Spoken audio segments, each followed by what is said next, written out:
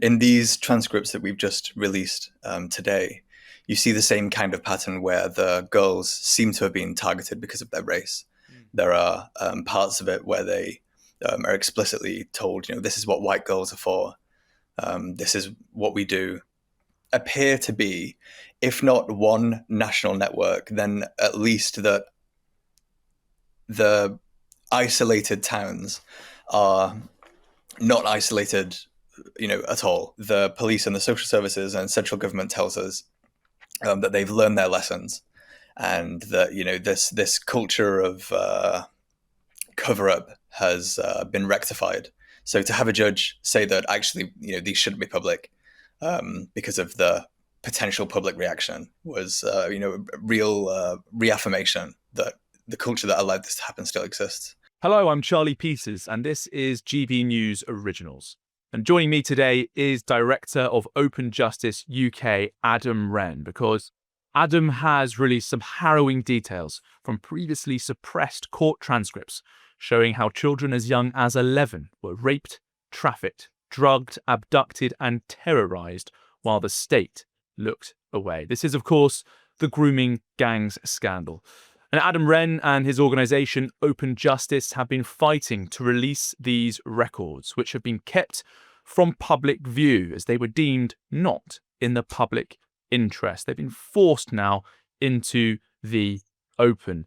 There have been political efforts, but fundamentally it's been the campaigning efforts of Open Justice to get this information out in the open.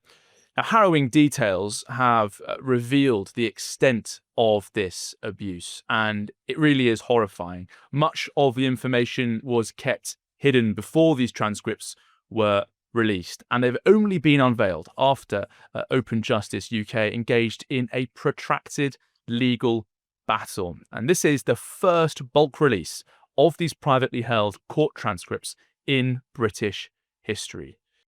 Adam Wren, thank you very much for joining us, and please talk us through what you've released today. Thank you. Thank you so much for inviting me. So we've released 5 new transcripts, all from Rotherham, dating back to 2016 and going through to 2025. I think some of this will have been reported by local media at the time, but the important thing about what is in the transcripts and why people should read them is that there's a level of detail there that you don't get in local media reporting. Part of that is, I think there was probably still some uncomfortability on reporting this back in 2016. Obviously, that's still in some media outlets persists today. But there are also details that haven't really been examined by the public before. We look at girls being trafficked between towns. That exposes that these gangs are not isolated. They're networked to each other. They know each other. We examine cases. The transcripts expose cases where girls were trafficked to London, and we just had that thing a few weeks ago where we were discussing whether grooming was happening in London at all. And but we know, the police, at least some police forces, knew that this was happening back in 2016. So it's hard to say exactly what we've released because there's so much information in there, and there's so many angles that people could take on it. But I think it's worthwhile for the public and for the researchers to be able to dig into and really examine both how these cases are prosecuted in the courts and information that wasn't necessarily in the public before. And Adam, we're talking now in December. It was in January, at the start of the year, when Elon Musk saw a prosecution, a sentencing, set of sentencing remarks from Oxford Crown Court that really started to relight the engagement with this issue.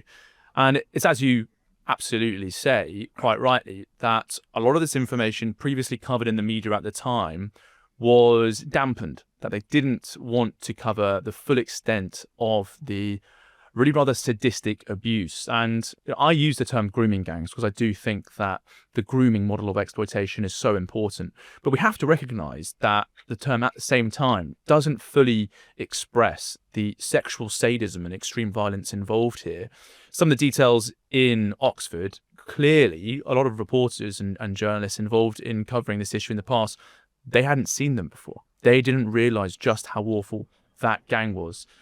And you're doing that same thing here with these Rotherham transcripts, revealing fully the truth about what happened in these appalling abuse gangs. We know, for example, from the transcripts released today that the children were tied up, raped by numerous men, often one after another, and they were subjected to the form of torture that I think people don't recognize in a lot of these cases, having cigarettes stubbed out on their chests, being tied up, covered with a sheet and burnt with boiling water poured over their feet. I mean, that sort of abuse, people don't actually realize just how sadistic and torturous a lot of these grooming gangs were. Yeah, it's absolutely true. And there's also another thing that wasn't reported on at the time, I think, for uncomfortability, is obviously previously earlier in the year we gave access to the transcripts to some politicians and some journalists and researchers. One of whom was Katie Lamb, who made that incredible speech in Parliament where she read out some excerpts from them. And in these transcripts that we've just released today, you see the same kind of pattern where the girls seem to have been targeted because of their race. There are parts of it where they are explicitly told, this is what white girls are for. This is what we do. I think I'm happy that the dam has broken in this past year, and that more people are becoming more comfortable discussing this kind of thing. And it's my hope that in getting these into the public, we really push the comfortability of discussing this even more. Because if we don't discuss it, if we're still unable to do it, we'll never get to the bottom of the issue. Yeah.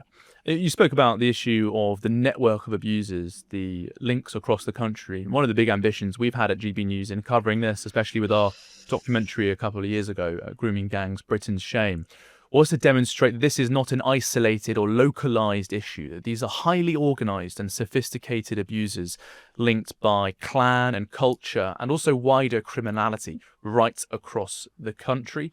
And earlier this year, before Baroness Casey returned her audit, we also published a set of mapping which showed the network analysis and the links between abusers from different towns and cities, showing dozens of previously unreleased links between abuse gangs, but also victims. Lots of that information coming from Open Justice UK and many of the trafficking links that you were able to reveal through your transcripts. Now, how important is it? Of course, you know that I think this, but how important is it that we help push this understanding, this thesis of the grooming gangs? They're not isolated, localized abuse gangs made up of like petty sexual offenders just, latching onto opportunities, but actually they're highly sophisticated, organized criminal gangs linked all across the country, often associated with drug smuggling, including heroin and cocaine, and that this is an organized operation. Yeah, absolutely. Absolutely. This understanding really needs to be advanced. And it's my hope that this really assists with doing that. It's not just that they are networked between towns. It's another thing that these transcripts expose is that in many of these cases, the perpetrators are a small, or the people being prosecuted are actually a small number of total perpetrators. So we see, 5 men being prosecuted. And yet the transcripts will expose that the girl had, hundreds of names of different men in her phone, and that she was trafficked to these towns so that these men could meet, or these men would drive from across the country to these towns. It does appear to be, if not one national network, then at least that the isolated towns are not isolated, at all, and that we really need to. I think, I used to work at the National Crime Agency, which is an agency that was set up to tackle organized crime groups because the capabilities of these groups are often, exceed the ability of local police forces to prosecute them. And if we are dealing with these gangs as isolated incidents, isolated groups, and hoping for the resources of these local police forces to tackle them, we're never going to properly prosecute all of the men responsible, which is in fact the pattern that we see with hundreds of them frequently getting away. What's interesting for international viewers, the NCA is basically like Britain's FBI. and that's how it's often termed in the media here. They are now taking a lead on this issue when it comes to law enforcement. Obviously, there are lots of local police forces that have achieved significant prosecutions, especially in South Yorkshire and Greater Manchester Police, who have their own dedicated CSE operation with ring-fenced budgeting. But the National Crime Agency, under Operation Beaconport, which is the national police operation launched in June, they've said as recently as last month that they are starting to look at this as organised criminality, perhaps demonstrating, Adam, that the state is starting to recognise and acknowledge this link. And you speak about the networks of abusers and how, obviously, perhaps there might be only 5 or 8 men in the dock being prosecuted in one case, but hundreds referred to in the transcripts. What's also curious about many of these cases, and what we've tried to cover at GB News quite a lot in the past, is how often they're related. These are brothers, these are cousins and uncles. They're not linked just by an interest in criminality and child abuse, but they're related by blood as well. And one of the transcripts you're releasing today in full is that of Arshid Basharat and Banaras Hussain, Mad Ash, Bash and Bono, as they were known locally, in Rotherham. Those brothers were notorious for running a child abuse network, but also primarily for being gangsters. Mad Ash was one of the most feared men in Rotherham in the early 2000s. When Adele Weir, a researcher from the Home Office, was sent to Rotherham, a lot of her reporting and her analysis showed that there was a significant abuse ring centred around these 3 brothers. What more do you expect you'll be able to release about relationships between abusers, about family links? And is that not another thing that the media more widely and society more generally has shied away from in this issue? People just don't want to know, do they? They don't, and it's a really excellent point. And examining all of them, you see that the links are not just brothers, but cousins, extended kin networks. It really does seem to be central to the abuse. Another thing I found very curious, and why I think the transcripts and the release of them is so important, is that it shows how our justice system can be hoodwinked by this kind of thing. So there are some cases where, obviously, in releasing the sentencing remarks, we see what factors judges take into account when they're deciding the sentences. And in some cases, abusers will have their sentence diminished because they have a strong family life, because they have links to their community, because they're a pillar of their community.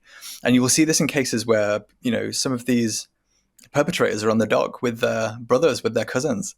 And the judge is being asked by our guidelines to take into account that they're an important member of their family. It feels really, it's sickening, really, it is, that somebody can be central to the community at their local mosque, and were abusing girls that they knew through these, that they might have met through the mosque, and this is accounted for in sentencing. It feels backward. It's very, very, very. Yeah, it happened as early as recently this year in Bradford Crown Court for a sentencing. One offender, during mitigation, the judge accepted and indeed said himself that the offender in that case, a grooming gang abuser, was a pillar of society by virtue of their links to their mosque.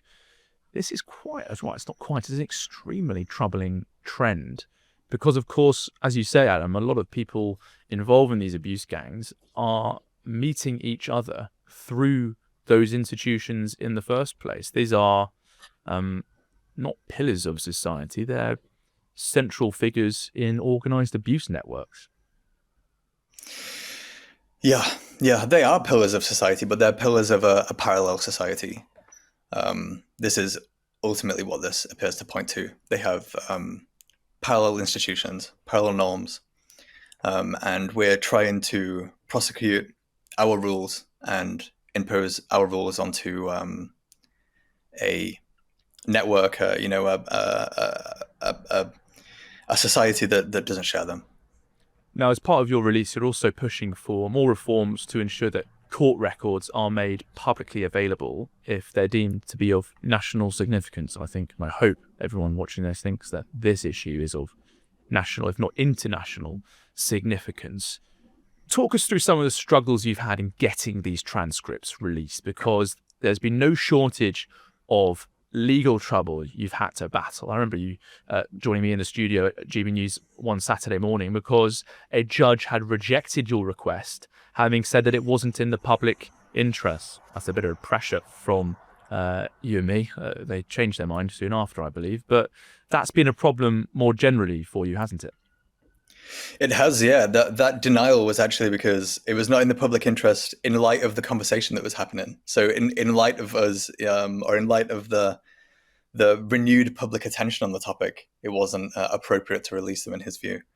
I think that is something that really resonated with people because we see looking through the transcripts again and again that the police knew, social services knew, and they were no action was taken.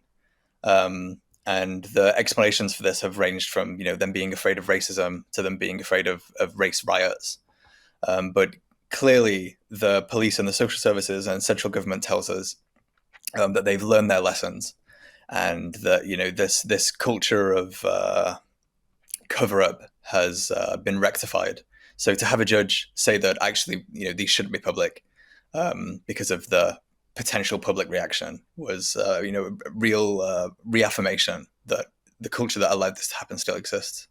Yeah. We had support from Robert Jenrick when he was Shadow Justice Secretary that wrote a letter basically saying these are very obviously in the public interest and judges shouldn't deny them. And I think as a result of the public pressure that was put on and that letter from Jenrick, Shabnam Mahmood, back when she was Justice Secretary, actually made it so that rape victims would be able to get their transcripts for free. I think from 2026 onwards, they won't have to pay for them, which is, I think, one of the things I'm most proud of about this campaign we've done. Yeah, it's a significant development and undoubtedly caused on the back of some of the campaigning work you've been doing, for sure.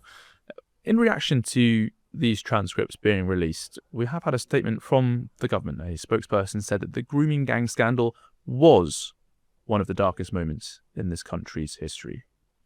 Now, Adam, why are they using the past tense for this? I know this is something you and I have discussed privately in the last few months because we've done so many stories recently on grooming gangs, as we have for the last few years. But since we started at GB News, we've revealed cases in Tameside, we've revealed cases in Scotland, we've found new allegations of abuse right across the country, new trafficking links.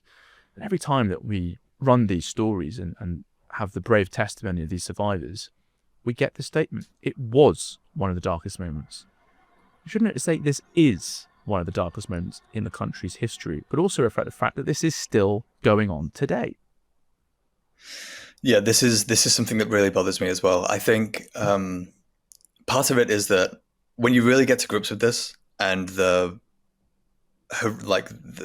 pure horror of the abuse and what it actually entails, it's very difficult to mentally accept that this is something that's still happening today, every day. And it's a lot easier for people to believe that this was a mistake on the part of some institutions that has since been rectified. It's a lot more difficult to mentally grapple with the fact that our institutions, the ones that aren't creaking, are broken. And every single day that goes by is a missed opportunity to fix them. I think it's not an easy thing for people to hold in their mind. Yeah.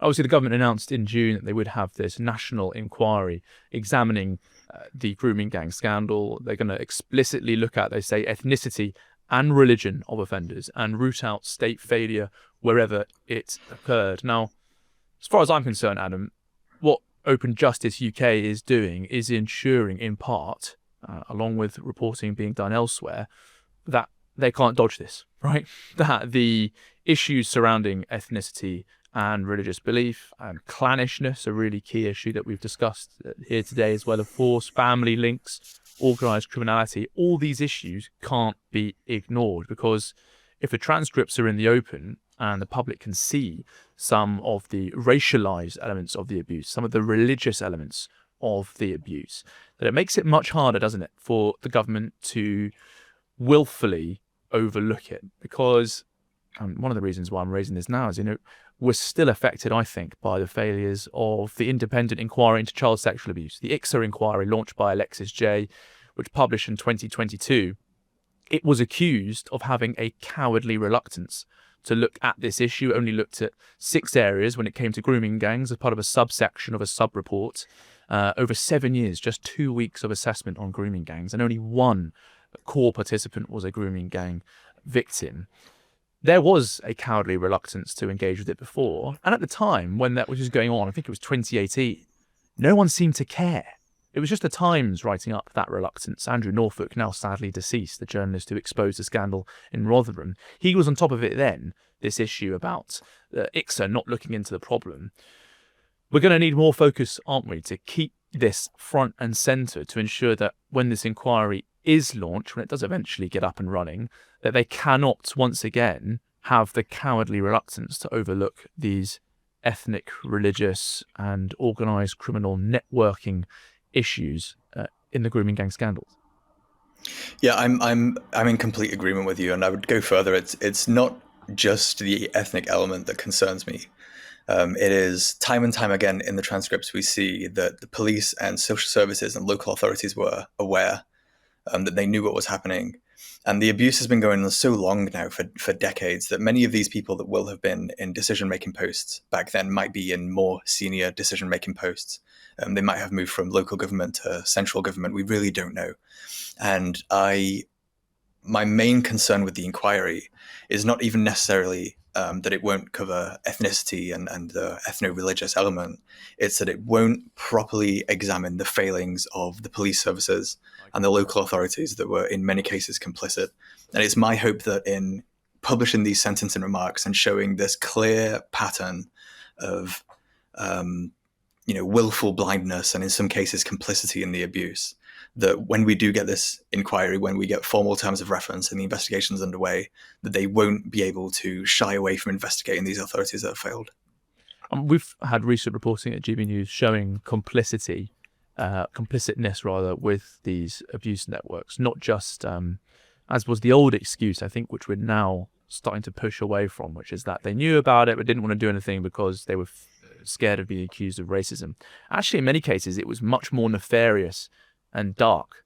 It wasn't just that they were scared of being accused of racism. They were perhaps involved in the abuse themselves. And we know there are some ongoing investigations by the National Crime Agency in Rotherham on that. And we'll see where that goes. We won't comment further on that investigation as it's active, of course.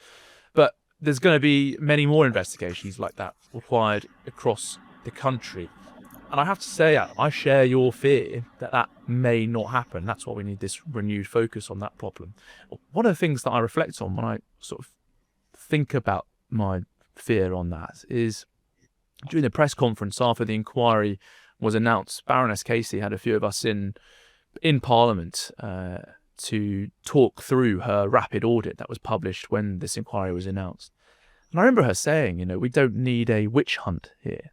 We don't need to be sort of going after everyone and sort of trying to root out state failure in that way. I remember her using the term witch hunt. I think at the time when I heard that, I felt a sense of nervousness thinking, well, okay, I think we do need a bit of a hunt, because there are lots of cases where we know about not just the state failure in overlooking this problem, which is bad enough, but even more concerningly, active participation and political links between abusers and potentially them relying on support from allies in social services or even policing to protect their criminality. That needs to be hunted down, whether they're witches or not. That needs to be rooted out. I fully agree. And one of the things that really stood out to me in Casey's report that I think quite a few people missed were 2 recommendations. The first was that the inquiries are launched immediately with no delay.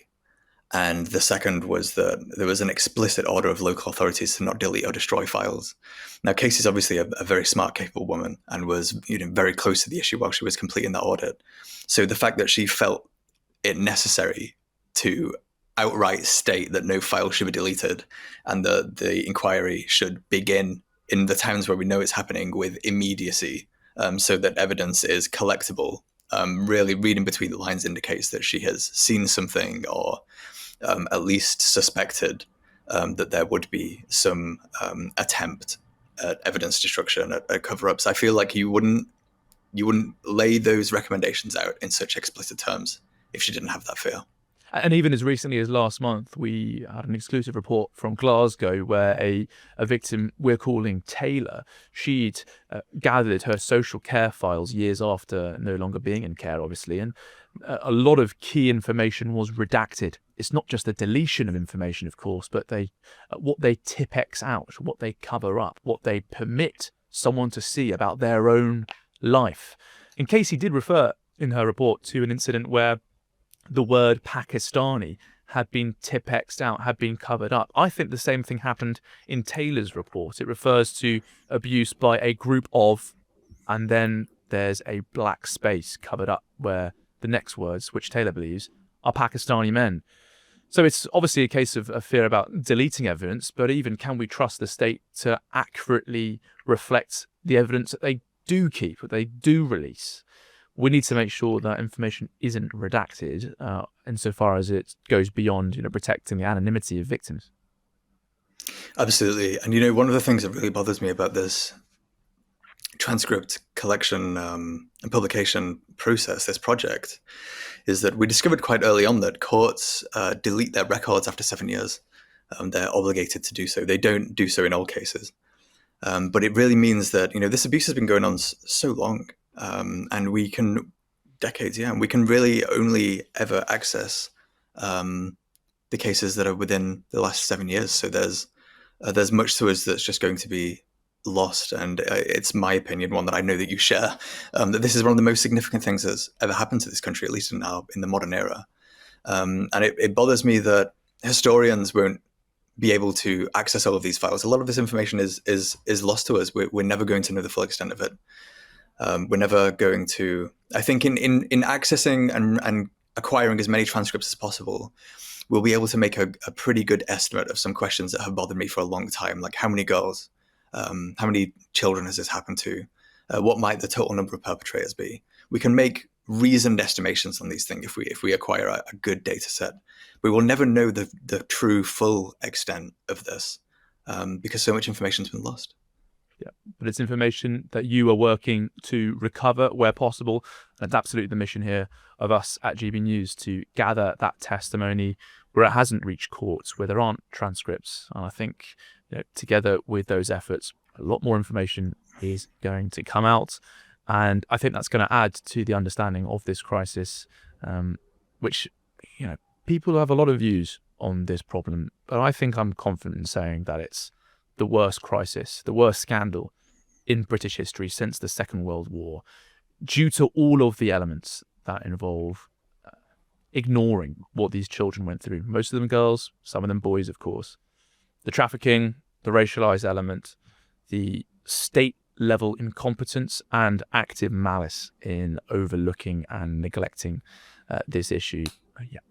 I can't think of another scandal worse than it. And that's why, Adam, you and I are so keen to work to root it out through shining a spotlight on this testimony and this information where we can gather it. So Adam Wren, Director at Open Justice UK, thank you so much for your time. And for people who want to support your research and your efforts in collecting these transcripts, what can they do and where can they go? Well, you should head to openjusticeuk.org, which is also where the transcripts are available for reading. And we have a mailing list you can sign up to as soon as we make new releases. They'll be sent out to people. And there's a donate button on there as well for people that like to support our work. Brilliant. Yeah, please do visit the websites, access those transcripts, pay testimony and pay witness to the bravery of the children who fought to get the justice. And thank you, Adam, so much for your time this morning. I'm Charlie Peters, and you've been watching a GB News original.